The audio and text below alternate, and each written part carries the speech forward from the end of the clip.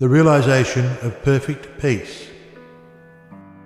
In the external universe there is ceaseless turmoil, change and unrest. At the heart of all things there is undisturbed repose.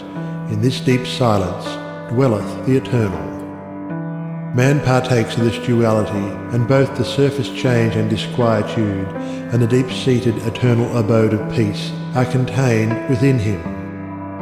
As there are silent depths in the ocean which the fiercest storm cannot reach, so there are silent holy depths in the heart of man which the storms of sin and sorrow can never disturb. To reach this silence and to live consciously in it is peace.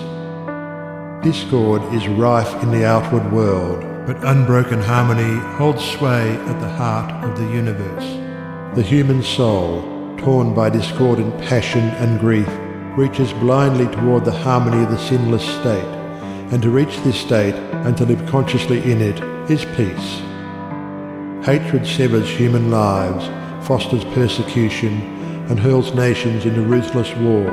Yet men, though they do not understand why, retain some measure of faith in the overshadowing of a perfect love, and to reach this love and to live consciously in it is peace. And this inward peace, this silence, this harmony, this love is the kingdom of heaven, which is so difficult to reach because few are willing to give up themselves and to become as little children. Heaven's gate is very narrow and minute. It cannot be perceived by foolish men blinded by vain illusions of the world. E'en the clear-sighted who discern the way and seek to enter find the portal barred and hard to be unlocked. Its massive bolts are pride and passion, avarice and lust. Men cry, "Peace, peace," where there is no peace, but on the contrary discord, disquietude and strife. Apart from that wisdom which is inseparable from self-renunciation, there can be no real and abiding peace. The peace which results from social comfort, passing gratification, or worldly victory is transitory in its nature and is burned up in the heat of fiery trial. Only the peace of heaven endures through all trial, and only the selfless heart can know the peace of heaven. Holiness alone is undying peace. Self-control leads to it, and the ever-increasing light of wisdom guides the pilgrim on his way. It is partaken of in a measure as soon as the path of virtue is entered upon, but it is only realized in its fullness when self disappears in the consummation of a stainless life. This is peace, to conquer love of self and lust of life, to tear deep-rooted passion from the heart, to still the inward strife.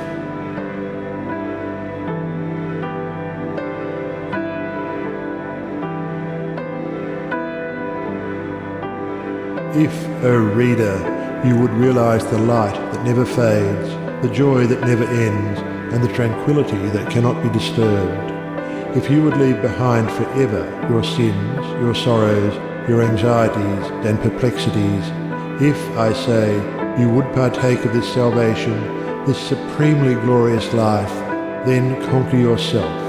Bring every thought, every impulse, every desire into perfect obedience to the divine power resident within you. There is no other way to peace but this, and if you refuse to walk it, your much praying and your strict adherence to ritual will be fruitless and unavailing, and neither gods nor angels can help you.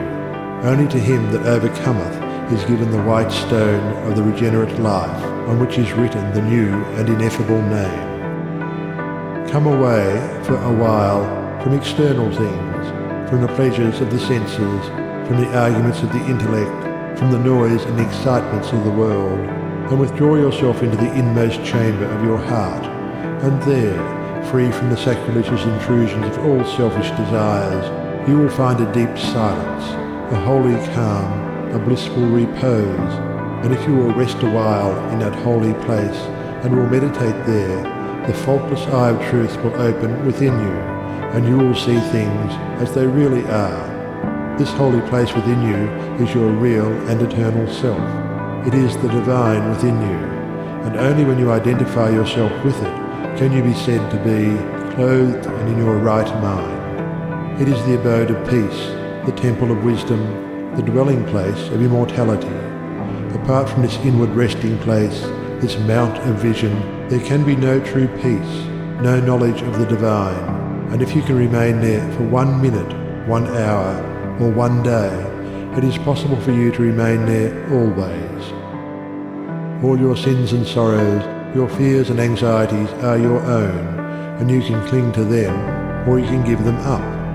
Of your own accord, you cling to your unrest.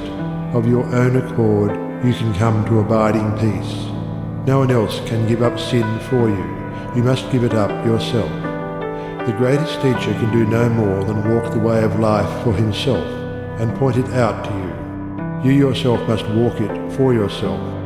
You can obtain freedom and peace alone by your own efforts, by yielding up that which binds the soul and which is destructive of peace.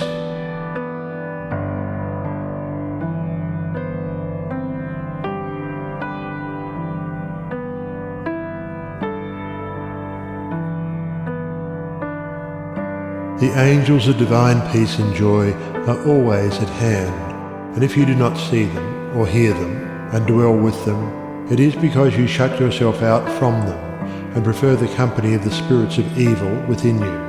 You are what you will to be, what you wish to be, what you prefer to be. You can commence to purify yourself, and by so doing can arrive at peace, or you can refuse to purify yourself and so remain with suffering.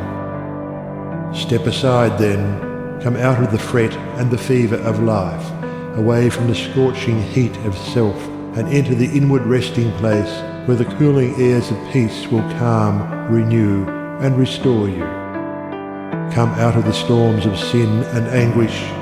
Why be troubled and tempest-tossed when the haven of the peace of God is yours? Give up all self-seeking, give up self, and lo, the peace of God is yours.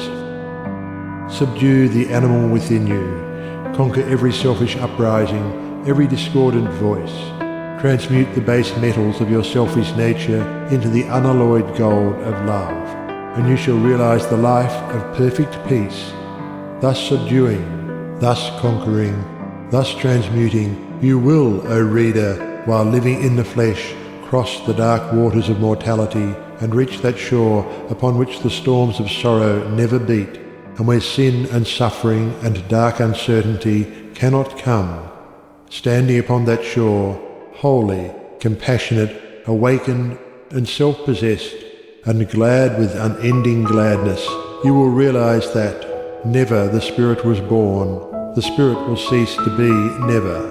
Never was time it was not, end and beginning are dreams. Birthless and deathless and changeless remaineth the Spirit forever. Death hath not touched it at all, dead though the house of it seems. You will then know the meaning of sin, of sorrow, of suffering, and that the end thereof is wisdom. Will know the cause and the issue of existence. And with this realization you will enter into rest, for this is the bliss of immortality, this the unchangeable gladness, this the untrammeled knowledge, undefiled wisdom, and undying love. This, and this only, is the realization of perfect peace.